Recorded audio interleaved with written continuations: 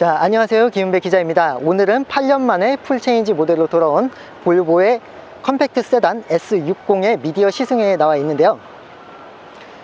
지난달 27일 먼저 공식 출시 행사가 있었죠. 저도 그때 참여를 해서 T존 메이어, 그러니까 이 차를 디자인한 분의 테이블 미팅 세션이 있었습니다. 저도 거기서 질문을 굉장히 많이 던졌었는데요. 오늘은 그때 제가 듣고 조금 느낀 바와 그리고 오늘 시승하면서 느낀 부분까지 함께 전체적인 차의 외관과 내부, 그리고 이 차의 아이덴티티적인 부분까지 통틀어서 한번 천천히 리뷰를 해보도록 하겠습니다.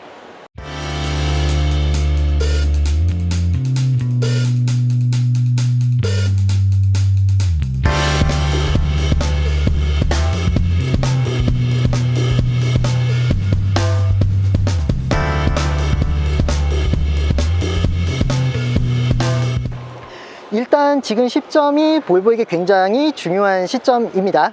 볼보는 지금 국내 수입차 시장에서 1만대 클럽이라는 중위권 그룹에서 지금 그 1만대 클럽 진입을 다투고 있습니다. 그렇게 중요한 시점에 왜 지금 대세인 SUV가 아니라 이런 정통 세단의 모습을 한 S60을 가져왔는지 아마 궁금해 하시는 분들이 많을 텐데요. 기본적으로 볼보는 지금 정통 SUV로 굉장히 유명한 브랜드이기는 하지만 원래 시작은 세단을 만들던 브랜드였다고 해요. 1961년에 P1800이라는 모델이 이제 세단의 시초격인 모델이죠. S60 역시 그 디자인을 많이 참조를 했다고 하고요. 그 이미지를 많이 가져왔고, 또 실질적인 이미지나 디테일은 2013년에 공개가 됐었던 컨셉트카의 느낌을 고스란히 살리고 있습니다. 그러니까 엄밀히 따지면 같은 세단 라인의 플래그십이라고 할 수 있는 S90과 비교가 참 많이 되는 모델이지만, 사실 엄밀히 따져보면 그 컨셉트카에서 바로 직접적으로 이제 가져온 그 이미지를 갖고 있습니다. 그렇다고 해서 이제 90 라인과 이제 완벽하게 이제 또 분리를 해서 볼 수는 없는 것이, 플래그십 라인에 지금 적용되어 있는 SPA 스파 플랫폼을 지금 S60도 고스란히 적용을 하고 있고요. 하지만 S60이 처음이 아니라 지금 S90, SC90 등에서 사용하고 있는 스파 플랫폼은 V60이나 XC60 등에서도 지금 똑같이 쓰이고 있습니다. 자, 그러면은 찬찬히 뭐가 달라졌고 어떤 부분이 이제 포인트였는지를 제가 하나하나 짚어드리도록 하겠습니다. 볼보를 얘기를 할 때 가장 아이덴티티적인 부분에서 빠지지 않고 이야기가 나오는 것이 이 토르의 망치라고 불리는 이 주간주행등 부분입니다. 단순히 모양만 화려한 것이 아니고요. 지금 이 주간주행등 같은 경우에는 색깔이 노란색으로 바뀌면서 턴 시그널로도 활용이 됩니다. 그리고 안쪽에 들어있는 LED 헤드램프의 경우에는 운전자의 조향 각도에 맞춰서 안에 패널들이 조금씩 이제 각도를 틀면서 운전자가 보는 그 방향에 정확하게 이제 사물을 비춰줄 수 있도록 세팅이 돼 있고요. 또 하이빔 어시스트는 물론 마주본 방향에서 달려오는 차량에 운전자가 이제 그 하이빔 때문에 눈이 부실 수 있는 것을 방지하고자 빛의 밝기만 줄여주는 기능이 함께 탑재가 되어 있습니다. 앞서 우리 채널에서도 리뷰를 했었던 V60에서 탑재된 그 시스템과 동일합니다. 지금 이 토르의 망치 부분을 보시면 전체적으로 볼보 차들이 굉장히 비슷한 이미지를 갖고 있기 때문에 이 토르의 망치 형상도 크게 다를 게 없을 거라고 생각을 하실 수도 있는데요. S90이랑 비교하면 다소의 차이가 있습니다. 여기 헤드램프의 앞쪽, 그리고 그릴과 연결되는 이 부분인데요.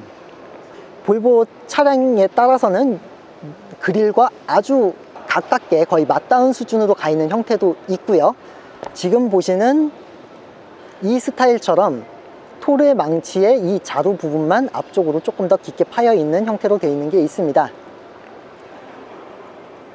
그리고 그릴을 보시면요, 그릴의 경우에도 S90과 차이점이라고 한다면 S90은 안쪽으로 파여 있는 이 음각 그릴이 완만한 곡선을 이렇게 그리고 있었습니다. 하지만 지금 이 S60 같은 경우에는 각이 져 있죠. 한번 안쪽으로 꺾여 들어갔다가 평행하게 내려오고 다시 꺾여서 바깥으로 나오는 구조로 되어 있습니다. 사실 근데 여기까지만 놓고 보면 S90이랑 이제 차이점을 많이들 생각을 하시는데요. 특히 이제 방금 말씀드렸던 헤드램프 같은 경우도 S90은 이 정도까지만 자루가 나와 있는데, 이 친구는 이제 앞트임이 돼 있고 또 그릴도 안쪽으로 각이 져서 이렇게 파여 있다 보니까 90과의 차이점에 주목해서 보시는 분들도 굉장히 많을 거라고 생각이 되지만, 사실 이 디자인은 기본적으로 V60에서 보였던 그 디자인과 거의 유사합니다. 볼보 차량들의 전폭이 다소간의 차이가 있는 편이긴 하지만 V60과 S60은 전폭이 똑같습니다. 전폭이 똑같기 때문에 전면의 디자인을 공유할 수 있는 여지가 조금 더 컸던 것 같아요.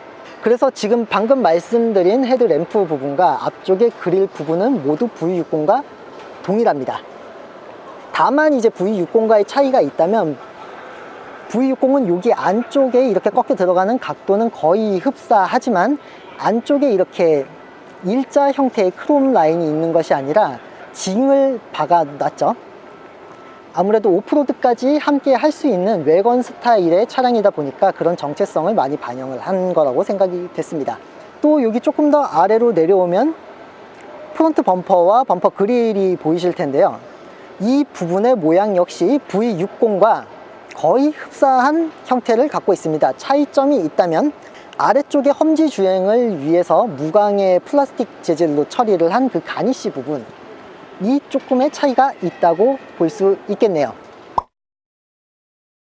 자, 측면을 보시면 앞쪽에 프론트 오버행이 굉장히 극단적으로 좁은 것을 알 수가 있습니다. 그리고 보닛은 상당히 뒤로 길고요. 그렇다 보니 이 차가 후륜이 아닐까 하는 생각도 하게 되죠. 왜냐면 후륜의 특성이라고 볼 수 있는 것이 이 짧은 오버행이기 때문입니다. 전륜 같은 경우는 이제 엔진 구조상으로 앞쪽에 구동계 부품들이 또 많이 또 들어와야 되는 부분이 있다 보니까 이렇게 많이 짧게 가져가기는 어려운데요.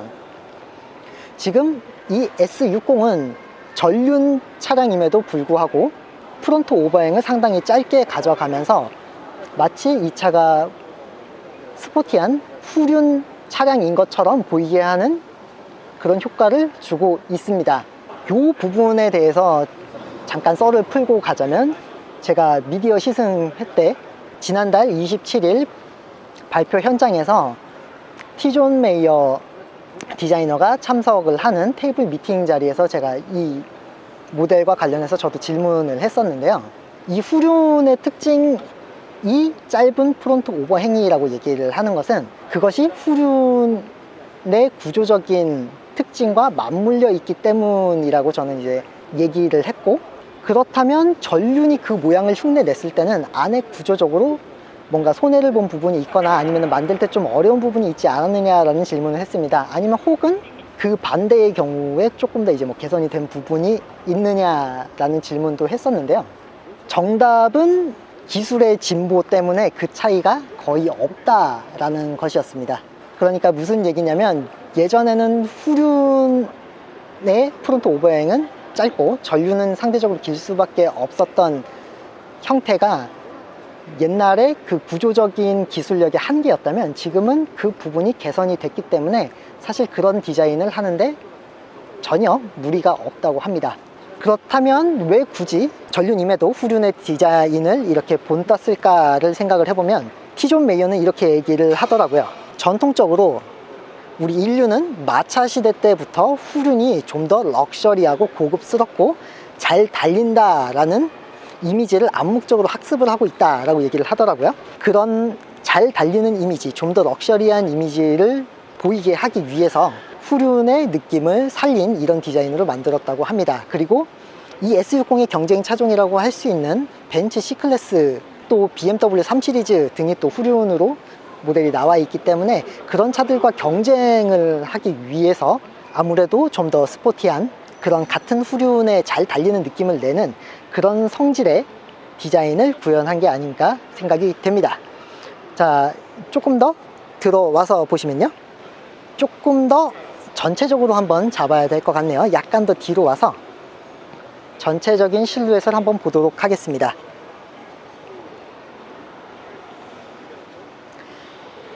제가 앞에 프론트 오버행을 말씀드리면서 후륜의 디자인적인 측면을 굉장히 많이 닮으려고 했다고 말씀을 드렸는데, 다른 측면부 역시 마찬가지입니다.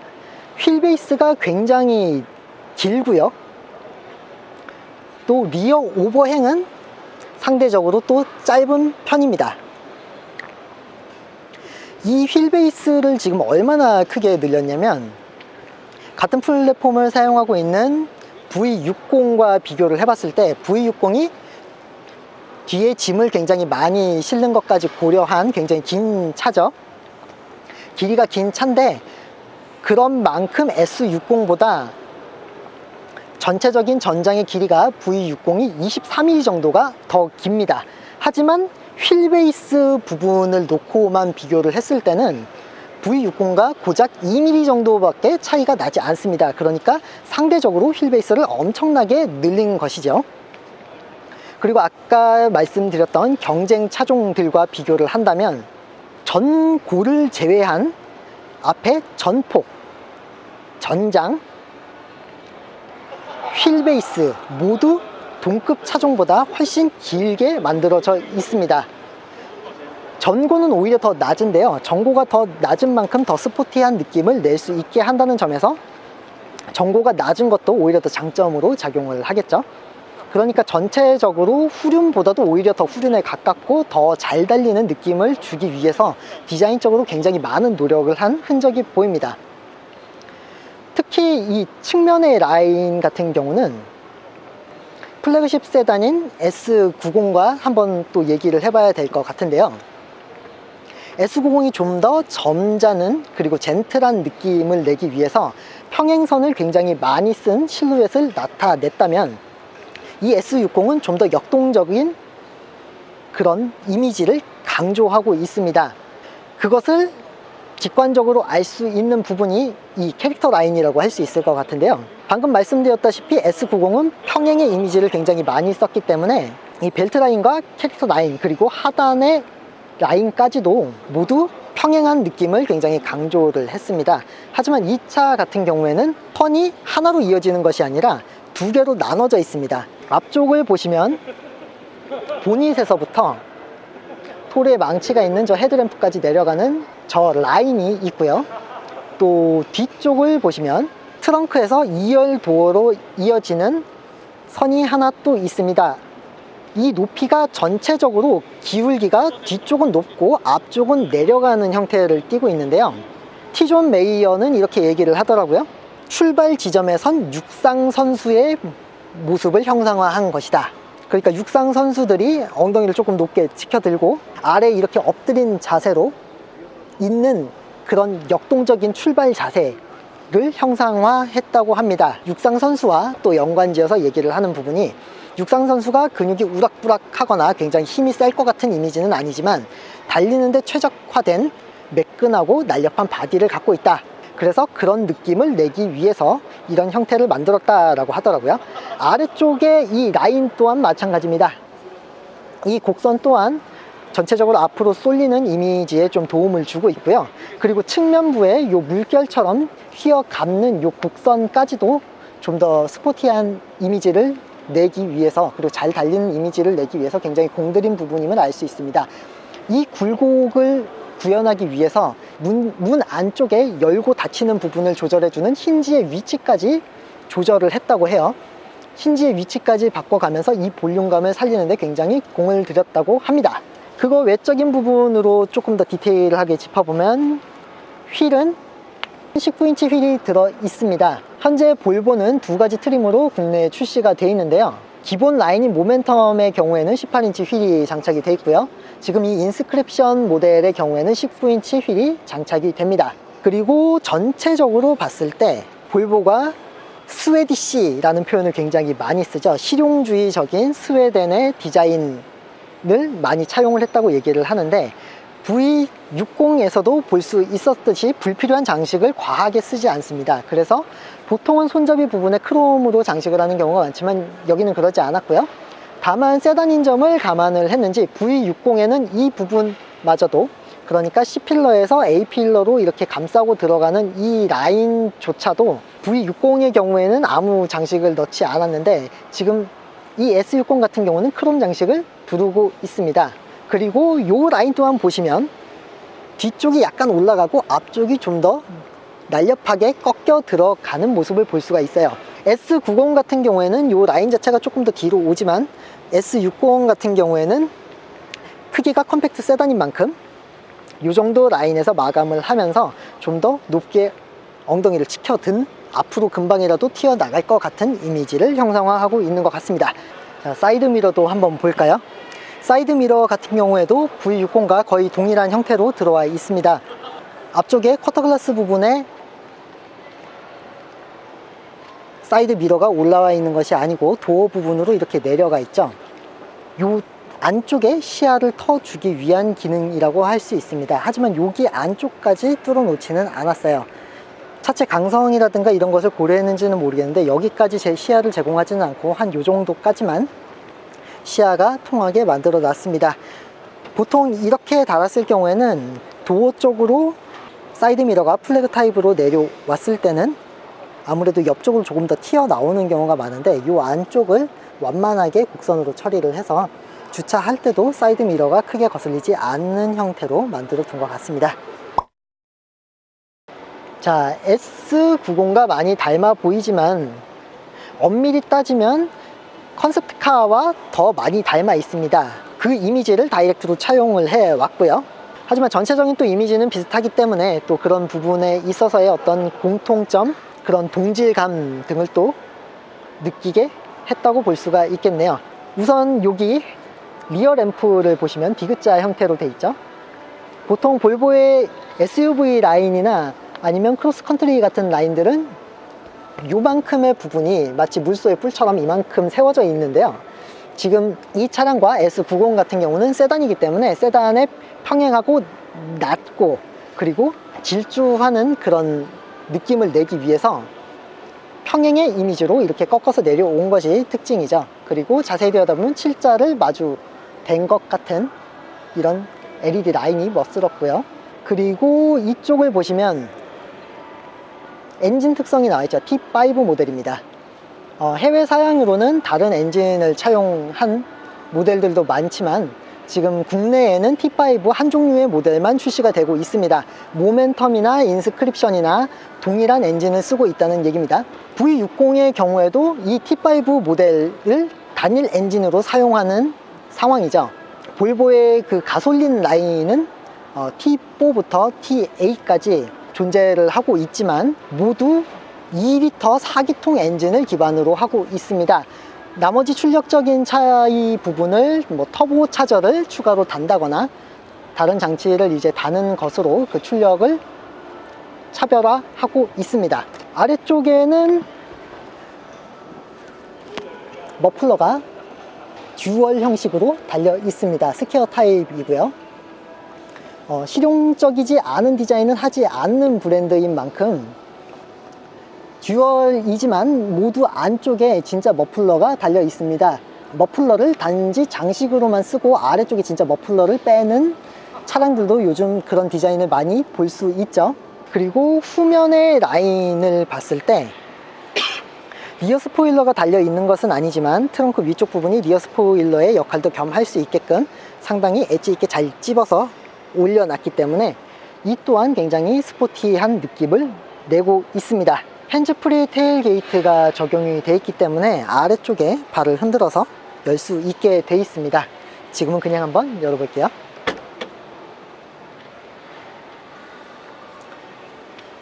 안에 공간을 보시면 생각보다는 굉장히 넓게 느껴집니다.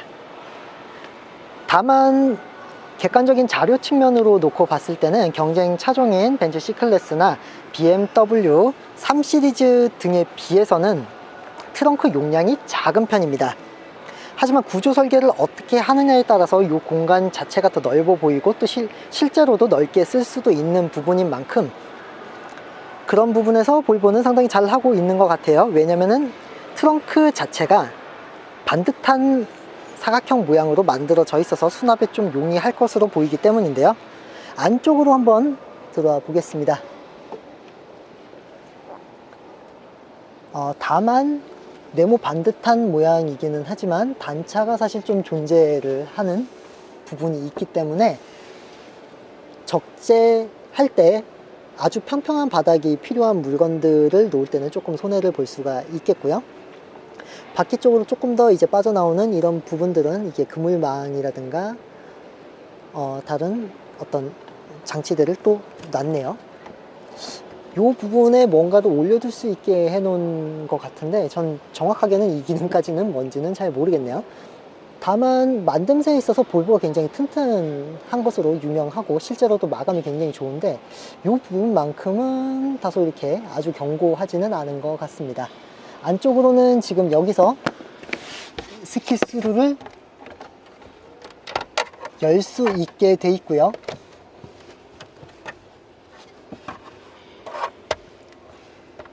이것 외에 안쪽에 무언가를 걸 수 있는 고리, 그리고 12V 정도의 구성이 마련이 돼 있습니다. 다만 조금 아쉬운 부분은 이 위쪽에는 마감 처리가 그렇게 딱히 돼 있지는 않은 형태고요. 또 한 가지 아쉬운 것이 핸즈프리 테일게이트가 적용이 돼 있기는 하지만 닫는 기능은 수동으로 해야 합니다. 이게 전자식이 아니기 때문에 그런데요, 올 때도 약간 스프링 형식으로 물리적인 형태로 이렇게 튕겨 올려서 트렁크를 드는 형식이기 때문에 그렇습니다. 보통 이제 요런 키 정도를, 요런 버튼 정도를 누르면 왠지 이게 자동으로 내려가지 않을까 라는 생각을 하게 되지만 지금 요 버튼 같은 경우는 키를 지니고 있는 상태로 이 버튼을 누르고 문을 닫았을 때 차 전체가 잠기는 그런 기능이라고 합니다. 다소 아쉬운 부분이기는 하지만 이 차의 가격을 생각해 보면 그렇게 또 불평은 할 수 없을 것 같아요. 가격 얘기를 잠시 하자면 지금 볼보가 굉장히 1만 대 클럽 진입을 앞둔 상황에서 전략적인 모델로 이 친구를 데려왔을 텐데 왜 하필이면 이 친구냐 라는 얘기를 했었는데 그런 여러 가지 부분들 중에는 가격 정책적인 부분도 있습니다. 미국 사양에 비해서 같은 옵션 기준으로 1000만 원 정도가 더 싸다고 하고요. 실제로 그 영향 탓인지 그리고 또 상품성이 또 좋은 부분도 있어서 현재 이 차량은 지난달 27일 발표회 기준으로 1717대가 팔렸었거든요. 그러니까 지금 얘기를 하는 것은 사전 계약 대수입니다. 그런데 오늘 미디어 시승 현장에 왔더니 그게 2200대로 갱신이 돼 있었습니다. 어마어마한 숫자가 지금 계약이 돼 있는 상태입니다. 그리고 볼보 전체적인 판매량 상태를 보더라도 지난달까지 7000대 정도를 지금 이미 팔았다고 해요. 그러면 앞으로 남은 기간을 생각해 봤을 때 1만 대 클럽 진입은 사실 그렇게 어려운 일이 아닐 것으로 보입니다. 이 차의 가격적인 상품성을 또 향상시킨 이유를 따지면 사실 마진을 많이 남기는 게 더 유리할 수도 있는데 그렇게 하지 않은 이유를 볼보 측은 이렇게 설명을 합니다. 장기적인 한국 시장에서의 어떤 입지나 좀 더 고객과의 소통 그리고 이미지 개선을 위해서 조금 희생하는 부분이 있다. 볼보 본사 측에서도 지금 당장의 한국 시장에서의 수익을 내는 데 집중하기보다 장기적으로 한국 시장에서의 어떤 선점 효과 등을 더 생각을 하고 있다고 합니다. 자, 그러면 내부도 한번 보실까요? 지금 자세가 굉장히 소파에 마치 누워 있는 것처럼 좀 편안한 느낌을 받습니다. 그게 시트 포지션이 굉장히 낮기 때문인데요. 제가 아까 시승을 할 때도 저는 이게 너무 낮게 느껴져서 약간 올렸어요. 그 정도로 지금 굉장히 바닥과 붙어 있고, 이 바닥과 붙어 있다는 점은 주행 감각에 있어서 굉장히 또 도움이 되는 부분들이 많죠. 특히 바디롤이나 이런 걸 잡아주는 부분에 있어서는 시트 포지션이 낮으면 낮을수록 이점을 가지기 때문에 또 주행 성능을 또 강조하는 차량에서는 이게 굉장한 또 장점이 될 수 있습니다. 아무래도 축이 이렇게 밑바닥에서 약간의 흔들리는 것과 또 끝부분에서 흔들리는 것은 같은 흔들림이어도 위쪽이 더 각도가 클 수밖에 없기 때문이죠. 그리고 이 차량에는 이렇게 시트의 위치를 자동으로 바꿔줄 수 있는 기능도 들어 있으면 물론이고, 앞쪽에 보시면 전동 시트라든가 또 앞쪽에 이런 부분들까지도 조절을 해줄 수 있는 버튼이 이렇게 있습니다. 이걸 이렇게 돌리면 센터에 있는 9인치 디스플레이에서 어떤 옵션을 선택할 것인지를 이렇게 보여주죠. 쿠션 확장, 그러니까 앞부분을 당길 것이냐 말 것이냐, 그리고 허리 받침대 부분에 이제 럼버 서포트 기능까지도 조절이 가능하고요. 측면 보호대 역시 마찬가지입니다. 마사지 기능도 있어요. 운전을 할 때 또 가장 직관적으로 눈에 들어오는 이 핸들에 대해서도 얘기를 해볼까 해요. 스티어링 휠 자체가 굉장히 지름이 작습니다. 이것 또한 스포티한 주행을 하는 차량에게 좀 유리한 부분이 있죠. 조향을 할 때 이 스티어링 휠이 작아서 좀 더 품에 안기는 느낌이면 조향을 작은 각도로만 움직여도 내가 원하는 각도로 움직이는 것이 용이하기 때문에 지금 이 차가 추구하는 주행 감각에 대한 이미지를 또 충족을 많이 시켜주는 부분이라고 생각이 되네요. 트림에 따라서 조금 차이는 있고, 또 내장재가 또 어떤 것이냐에 따라서 또 차이가 있지만 투톤으로 색감이 처리가 되어 있고요. 림은 상당히 얇은 편입니다. 그리고 클렉션 부분 안쪽에는 이제 볼보의 로고가 또 진하게 박혀 있고, 바깥쪽에 테두리를 크롬으로 처리를 하고 안쪽은 블랙 하이그로시 재질로 처리를 한 것도 굉장히 고급스럽죠. 그리고 기어 노브 같은 경우는 기계식 기어 노브입니다. 기계식이긴 하지만 디자인적으로 굉장히 앙증맞기 때문에 투박한 어떤 그 기계식의 느낌보다는 좀 더 첨단에 가까운 느낌을 같이 보여주고는 있어요.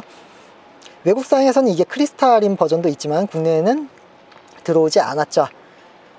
다만 그런 이미지를 남겨둔 부분이 곳곳에 있는데, 이런 엔진 스타트 버튼이나 아니면은 드라이브 모드를 전환하는 이런 장치들 같은 경우에 크리스탈적인 느낌이 아주 강합니다. 기어 노브를 말씀드린 김에 이 센터 콘솔에 대해서도 얘기를 한번 해볼까 해요. 이 센터 콘솔이 전륜 차량치고는 상당히 높게 올라와 있습니다. 앞쪽에 인스트루먼트 패널 부분이랑 거의 붙어 있죠.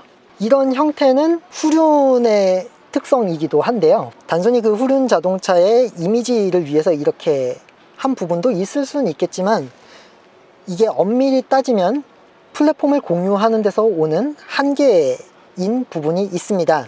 국내 출시는 되지 않았지만 고성능 버전인 폴스타가 있죠. T8 엔진을 쓰는 폴스타가 있기 때문에 그런 차 같은 경우에는 하이브리드 시스템으로 이 공간을 활용을 하게 됩니다. 배터리나 엔진 같은 부분이 이제 이 아래쪽으로 지나가는 형식으로 디자인이 됐다고 해요. 그래서 이 부분이 이렇게 높게 올라와 있는 것이고요. 전체적인 내부의 느낌은 X60이나 V60이나 크게 다르지 않습니다. 물론 차체 크기가 각자 다르기 때문에 내부의 부품들을 완전히 똑같이 활용하지는 않았을 거예요. 많은 부분들이 또 이 차만을 위해서 새로 디자인된 부분들이 있을 텐데, 그럼에도 불구하고 굉장히 디자인적으로 통일감을 주고 있습니다. 이거는 전면 디자인도 마찬가지인데요. 볼보는 차량 각각의 이미지를 강조하기보다 전체적인 브랜드의 이미지를 더 피력하는 데 집중하고 있기 때문이죠. 그런 측면에서 이 굉장히 통일감 있는 내부 디자인을 만들고 있는데요. 특히나 이 S60 같은 경우는 수평의 이미지를 굉장히 강조를 했습니다. 이 대시보드의 형태를 보시면 굉장히 직선으로 뻗어 있고요. 그리고 이 인스트루먼트 패널 부분을 굉장히 폭을 좁게 디자인했다고 합니다. 심지어 이 센터 페시아에 있는 이 디스플레이 같은 경우는 세로로 되어 있는데도 불구하고 상당히 납작하고 긴 느낌을 내죠. 외관에서 주는 그런 날렵하고 낮은 차체에서 오는 그런 다이나믹함을 표현하려고 한 것 같습니다. 특히 이 아래쪽으로 들어오는 이 크롬 라인을 보시면 전체적으로 대시보드를 감싸고 있는 형태가 되어 있는데요. 이 디자인을 굉장히 의도했다고 합니다. 그래서 X60에 비하면 좀 더 얇고 납작하고 더 긴 느낌을 받습니다. 내장재적인 부분에서는 드리프트 우드가 쓰였고요. 이 드리프트 우드 같은 경우는 스웨덴의 해변에서 이제 떠다니는 그런 나무 소재인데, 다른 볼보 차들에도 적용이 많이 돼 있습니다. 고급 트림에만 적용이 돼 있고요. 이 곡선을 구현을 하는 게 굉장히 어렵다고 해요. 이 부분에 굉장히 신경을 많이 썼다고 하더라고요. 이 나뭇결이 그대로 살아있는 디자인이기 때문에 그렇죠. 그리고 시트적인 측면에서는 굉장히 편안합니다. 적당히 푹신하면서도 몸을 잡아주는 형태로 되어 있고요. 디자인적인 측면에서도 나무랄 데가 없이 굉장히 슬림하면서 또 한 가지 가죽 재질이 아닌 또 다양한 가죽 재질을 써서 고급감을 또 나타내주고 있죠. 이런 부분 역시도 이제 질감이 여기랑은 다르고요. 콘솔 박스를 열어보면 콘솔 박스의 크기는 V60보다도 작습니다. 전장 길이 차이가 있기 때문이죠. 이 부분에 하이브리드 시스템이 아래쪽에 들어가 있는 경우에는 이 부분의 공간이 조금 좁아지기도 합니다. 하지만 국내 사양은 그렇지가 않죠. 센터 패시아 부분 같은 경우는 V60과 거의 동일하다고 보시면 됩니다. 터치가 아주 빠른 수준은 아니지만 터치가 나름 잘 먹히고요. 안쪽에 보시면 다양한 장비들을 이 디스플레이 하나로 다 컨트롤 할 수 있게 되어 있습니다. 아래쪽에 버튼을 보시면 버튼이 정말 나와 있는 버튼이 몇 개가 없습니다. 비상등이나 뭐 열선 정도, 그리고 이런 음향적인 버튼들을 제외하면 거의 대부분이 이 디스플레이에서 조작이 가능하게 되어 있죠. 안쪽에는 다양한 볼보의 안전 장비들이 들어 있고요. 스탑 앤 스톱을 끌 수 있는 기능도 여기에 들어 있습니다. 클러스터는 12.3인치가 들어 있고요. 전에 V60에서 봤을 때와 그렇게 큰 차이는 있지 않습니다. 시인성이 상당히 좋은 편이고요. HUD가 기본으로 들어 있죠. 자, 뒷좌석으로 와봤는데요. 뒷좌석은 아까 외관 설명을 할 때 말씀드렸다시피 V60과 거의 흡사한 휠 베이스를 갖추고 있습니다. 그래서 컴팩트 세단임에도 불구하고 뒷좌석의 공간이 상당히 여유 있습니다. 머리 공간도 마찬가지고요. 전고가 낮은 것에 비해서 굉장히 여유가 있죠. V60과 비교를 하자면 V60은 바닥이 좀 더 들려 올려진 부분이 있었기 때문에 세단인 S60도 그리 크게 다르지 않은 공간을 확보하고 있습니다. 아까 트렁크를 설명하면서 봤던 부분이죠. 스키스루가 안쪽에서도 열 수 있게 돼 있고요. 또 암레스트의 경우에도 디자인상으로 다른 시리즈와 크게 다르지 않은 모습을 보여줍니다. 안쪽에는 낮게 무언가를 이렇게 올려놓을 수 있는 공간이 마련이 되어 있고요. 이쪽에도 핸드폰 정도로 올려둘 수 있는 야트막한 공간이 마련이 되어 있습니다. 그리고 앞쪽으로는 컵홀더가 나오죠. 이거는 거의 동일한 사양이라고 보시면 될 것 같습니다. 그리고 이 부분 역시 4존 에어컨 컨트롤이 가능하죠. 4개의 구역으로 이 차 안에 탑승해 있는 모든 사람들이 온도 조절을 할 수 있게 되어 있습니다. 아래쪽에는 12V가 위치해 있습니다. 약간 아쉬운 부분이라고 하면 전륜 구동임에도 불구하고 센터 터널이 후륜만큼 높죠. 후륜의 디자인을 닮아가려고 하지만 이런 부분까지 닮을 필요가 있을까 싶기도 하지만 이것도 앞서 말씀드렸다시피 플랫폼을 공유하는 데서 오는 한계라고 볼 수가 있습니다. 사륜 자동차로 디자인을 하는 것까지 고려를 해서 이 부분이 설계가 되었기 때문이죠. 도어 부분을 보면 굉장히 다양한 색상과 재질을 사용해서 고급감을 주고 있습니다. 질감 자체와 이 푹신푹신한 느낌도 좋고요. 그리고 손잡이 부분도 손잡이 안쪽에 이렇게 걸 수 있는 이 고리를 양쪽 방향 모두 갖추고 있습니다. 이런 부분도 굉장히 세단에서는 보기 힘든 부분이죠. V60에도 똑같이 있었습니다. 그리고 이 무드등, 독서등이라고 볼 수도 있죠. 전멸되고 꺼지는 게 찬찬히 올라왔다가 꺼지기 때문에 이런 부분이 되게 고급스럽고요. 또 이 부분에 조도 조절도 가능합니다. 꾹 누르고 있으면 조도가 조절이 돼요. 이것도 양쪽 다 있고요.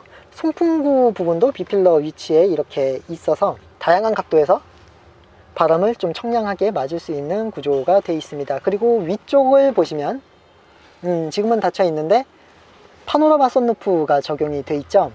V60과 비교를 한다면 파노라마 썬루프가 조금 작게 느껴질 수도 있습니다. 하지만 동급 경쟁사의 동급 차량을 놓고 봤을 때는 파노라마 썬루프가 적용되는 것이 지금 이 S60 말고는 없기 때문에 충분한 장점이 될 것으로 보입니다. 자, 오늘은 볼보의 컴팩트 세단 S60을 다시 한번 만나봤는데요. 이 차의 전반적인 외관을 봤을 때는 누구보다 잘 달리는, 후륜보다 더 후륜 같은 자동차, 그리고 누구보다도 빠르게 달리는 자동차, 낮고 긴 차체를 통한 그런 스피디한 이미지를 주는 차로 보입니다. 하지만 실질적으로 내부를 보고 또 실질적으로 주행을 해봤을 때는 이 차가 지향하는 바는 후륜의 그런 다이나믹함만은 아니라고 생각이 됩니다. 이 차에는 전륜이기 때문에 좀 더 빗길이나 눈길에서 유리한 장점이 있고, 또 내부적인 공간도 다른 경쟁 차종보다 넓기 때문에 좀 더 럭셔리하고 좀 더 가정적인 분위기에서 차를 탈 수 있을 것이라고 생각이 되네요. 그리고 실제 주행 감각에 있어서도 아주 다이나믹한 운전보다는 적절한 운전의 재미를 추구하면서도 굉장히 다방면에서 안정적인 세단의 느낌, 그리고 조금 더 다목적적인 느낌을 강조하는 그런 차량이라고 생각이 됩니다. 그런 측면에서 경쟁 차량들과 대비가 되기 때문에 또 상당한 또 셀링 포인트가 될 것이라고 생각이 되네요. 볼보가 지금 한창 이렇게 중요한 시기에 이 차를 갖고 온 의미가 어느 정도 이해가 되는 시점입니다.